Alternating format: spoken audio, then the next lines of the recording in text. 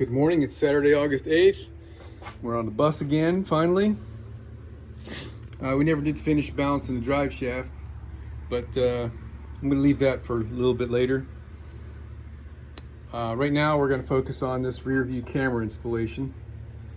My good nephew, George Rivers, got a welding business, and I hired him to make these things for me. These are little awnings.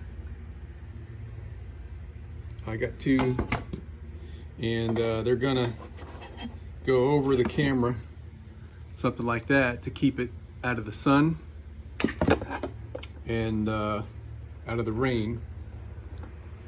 So there's the camera. I'll post the purchase. I got them on Amazon.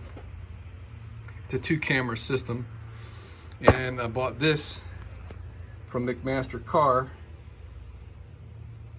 This will allow me to install a waterproof connection for the cable.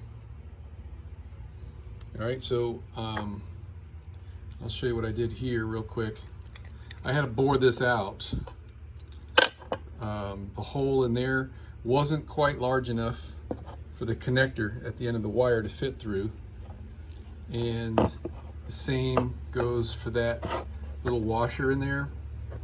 That little washer had a little tiny hole like this one, and also I had to split this so I can get it over the wire.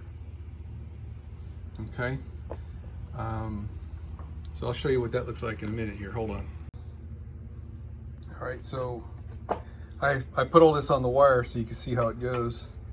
First the nut, then the washer, then the little rubber doohickey, and then this piece. And I fed all this through it.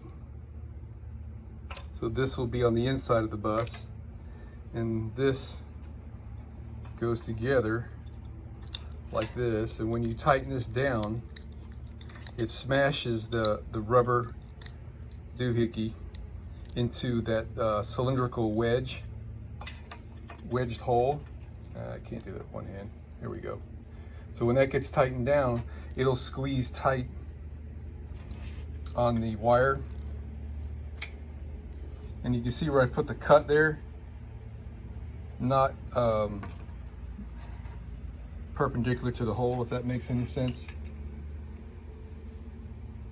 So anyway, when this is snugged up, that wire gets tight in there, and that little slot gets compressed shut, and it'll be waterproof, completely waterproof.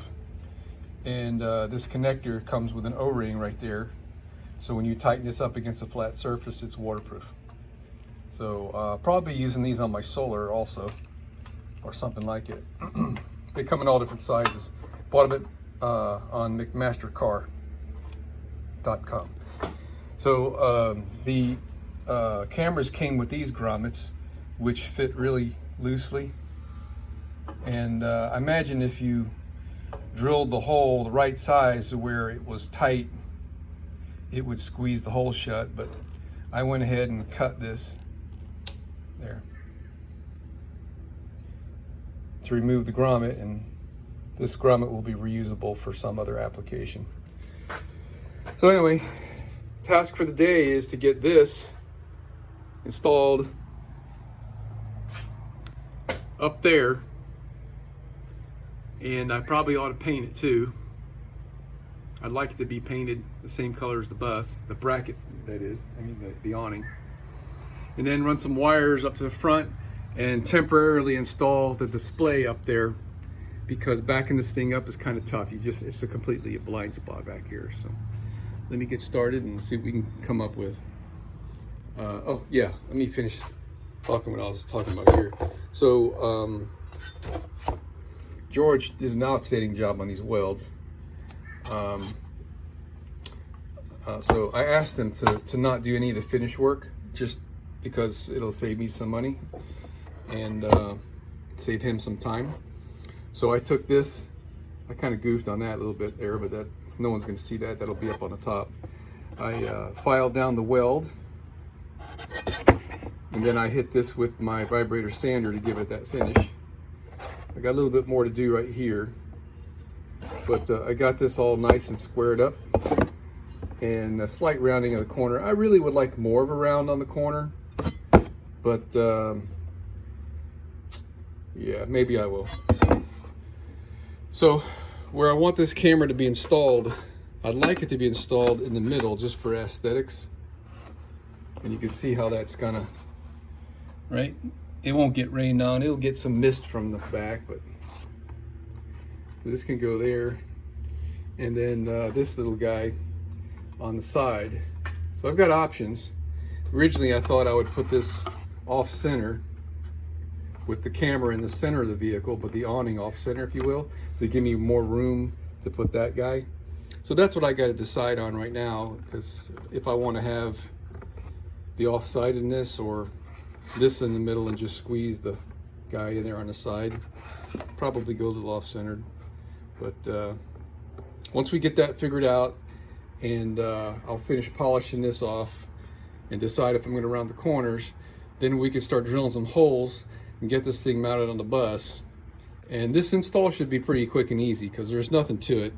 This hooks up, there's an extension cord cable, and you supply ignition to the display, and then there's a wire that you can connect with when you put the vehicle in reverse.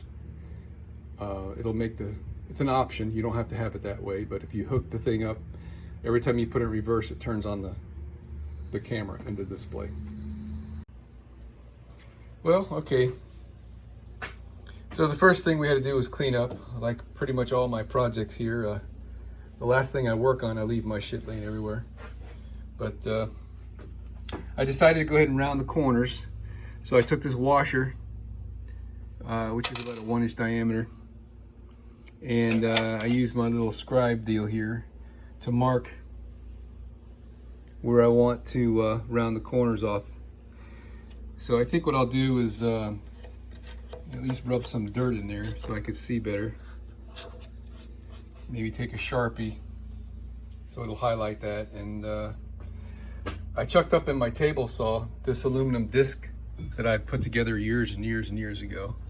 It's 1/4-inch aluminum, and I glued sandpaper to it. The outside's completely ruined, but the inside is still pretty fresh, and I'll be able to round this thing off just like a pro, man.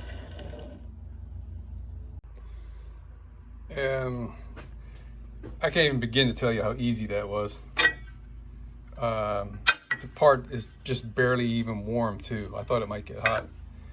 And just goes to show you it's all about the tools. That's just some regular old sandpaper.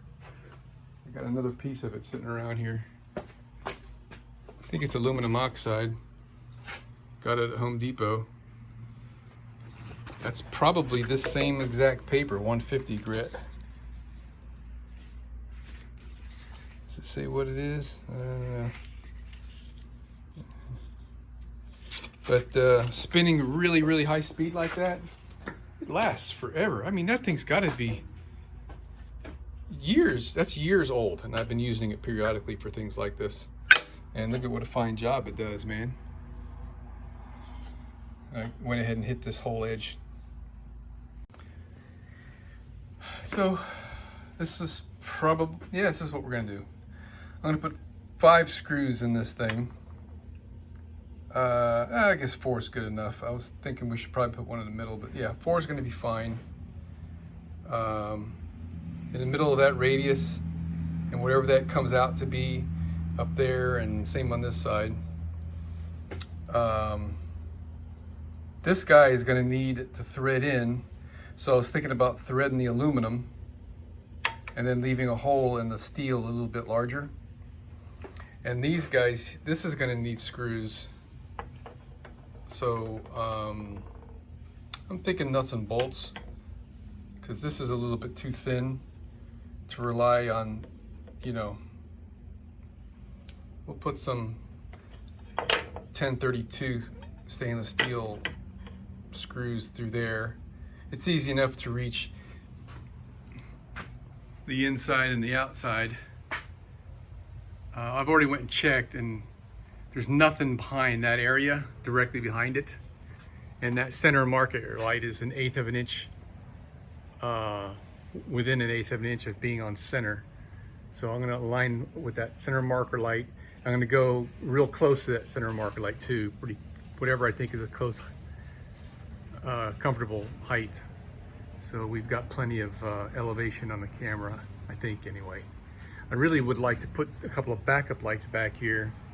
Gosh, now that I think about it, I'd like the backup lights to be higher than the camera so that the camera is shaded from any glare. Let me think about that a little bit. So I wanted to do a little test of the camera. I already did this in the kitchen. It looked great in the kitchen.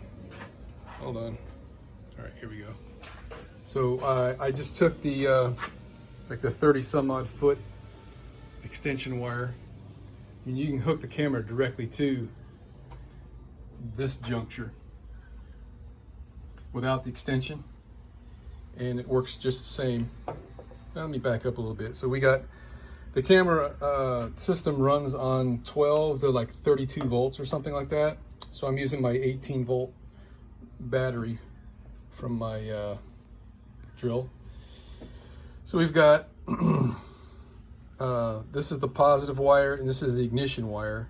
For some reason, I guess it starts up quicker if this thing has always got power. I'm not sure what the dealio is with that, but if you hook the yellow and the red to power supply, it'll come on. If you don't hook up the yellow, it won't come on. Here's your negative. And let's just do a little test here real quick to see how quickly it comes on. If I just put both of these on the same ignition or whatever source. It won't come on. Oh yeah, it does. Yeah, it took about 5 seconds, right? So let's try that again. If we just, hold on. So now we're connected to power, but this wire that they call accessories is not connected. Let me just see how quickly it comes on here this way.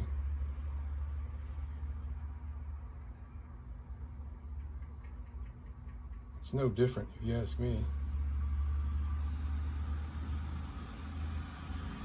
And let me try just one last test.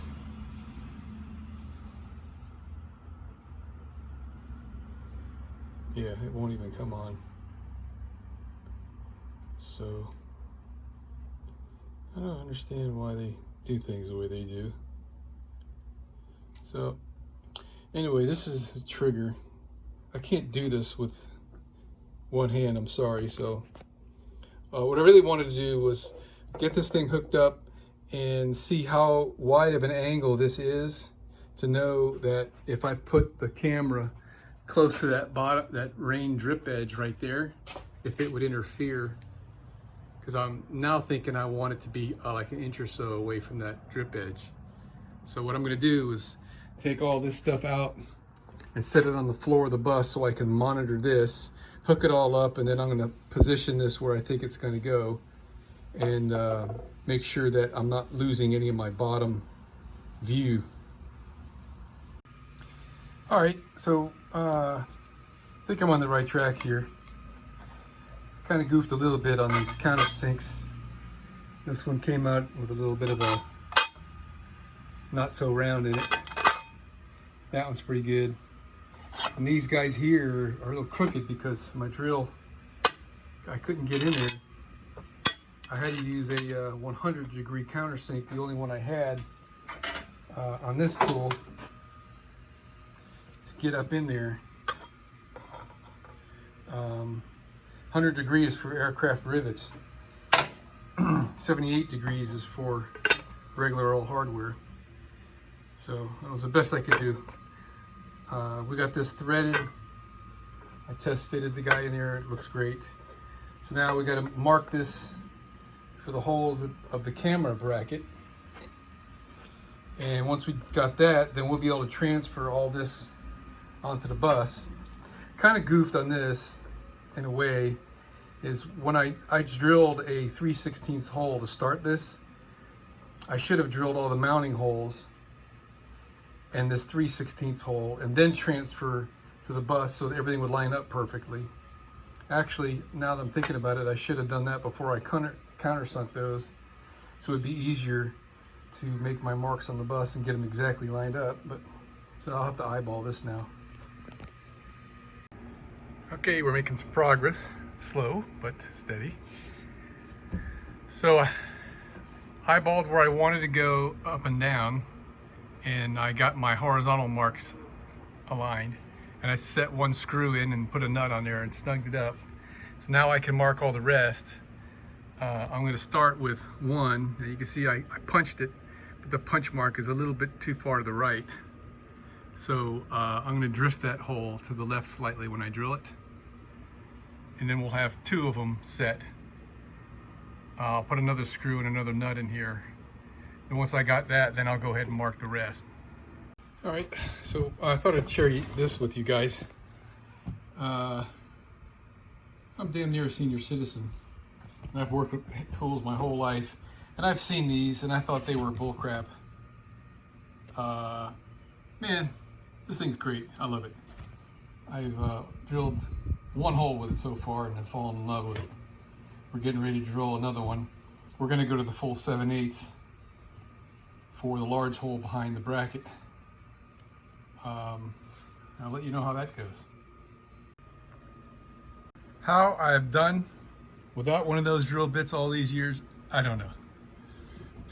I mean, this is just fabulous, man. Clean cut, both sides. There's a little bit of swarf there on the back side.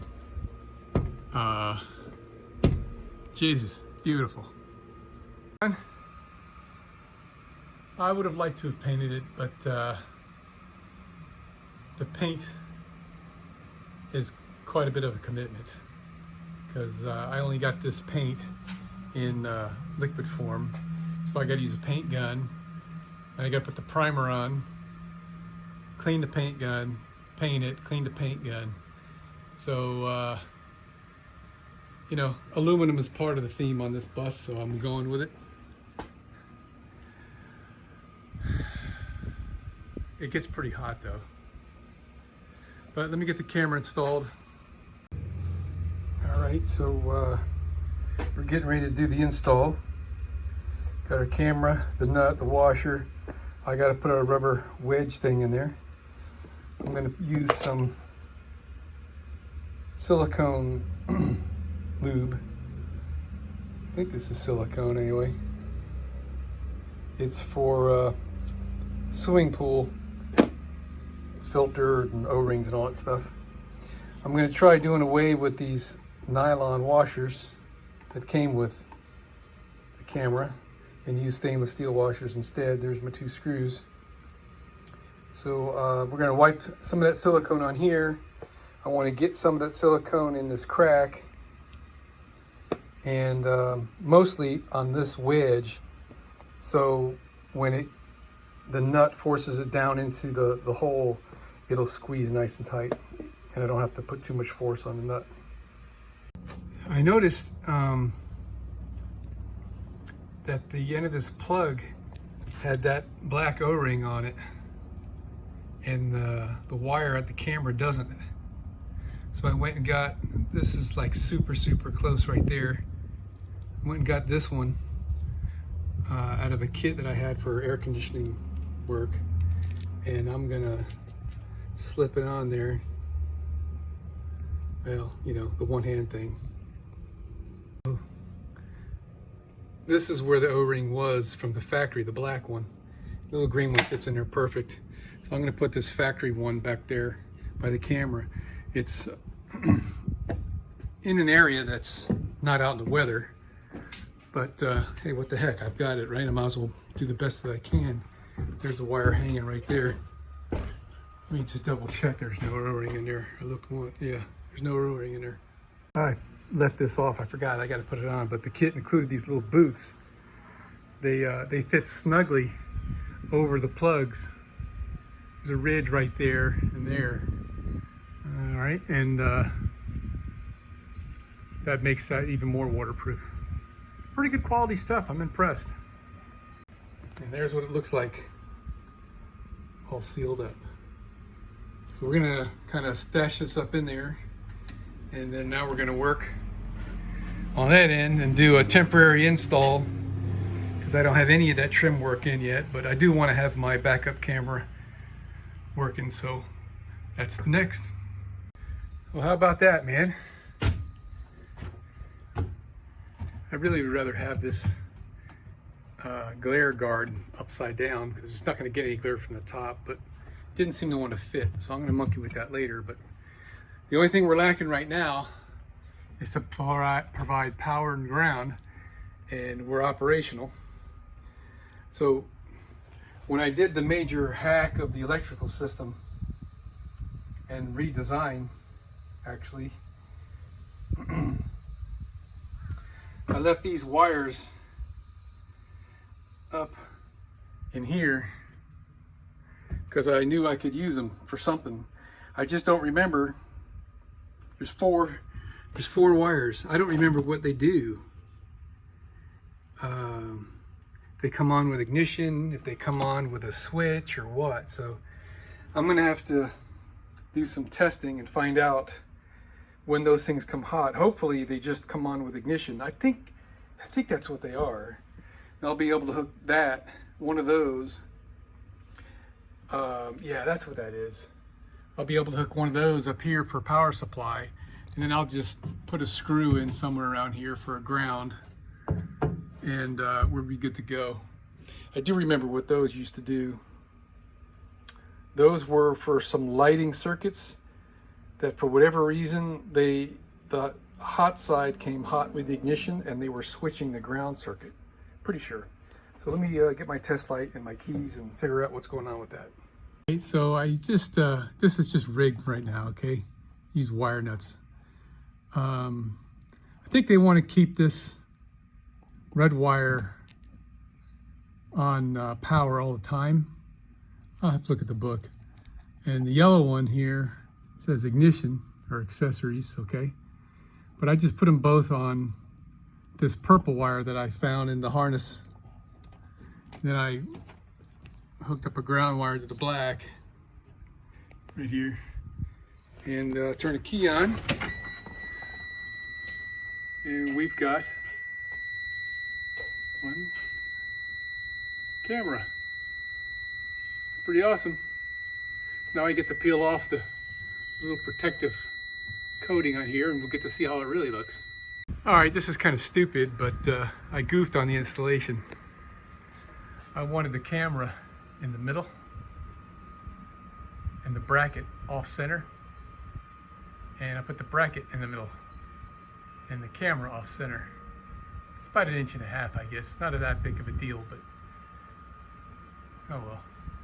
It probably looks better this way. I just went and peeled off the plastic protective coating from the camera. We're gonna go look at the video image one more time.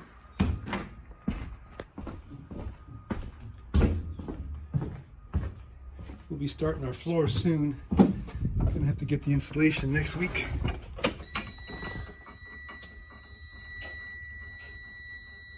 It's kind of slow.